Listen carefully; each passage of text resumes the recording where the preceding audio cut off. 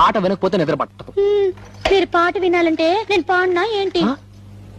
ఏమిటి నువ్వు పాటలు పాడతావా? ఏంటండి మరీ అంత తేలిక తీసేశారు? మా ఆశ్రమంలో ఫంక్షన్లు జరుగుతున్నప్పుడు పెద్ద పెద్ద వాళ్ళు వచ్చినప్పుడు నా చేతే పాటలు పాడించేవారు.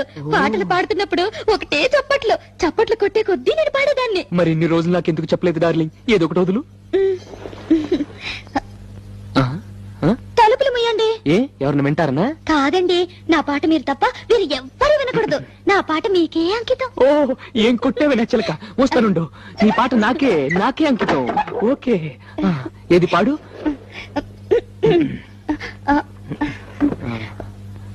అబ్బా, మీరు నా మొహం అంత చూడకండి, నాకు సిగ్గేస్తుంది. నీ మొహం చూడకుండా ఇంకేం చూడమంటావే? మీరు వెనక్కి తిరగండి. నా దగ్గర ఎందుకు సిగ్గు? మీరు వెనక్కి తిరుగుతాను నా పాడతాను. ఓకే ఓకే ఓకే, నా వీపు చూసి పాడు. పాడు. ఆహా. దేవుడా దేవుడా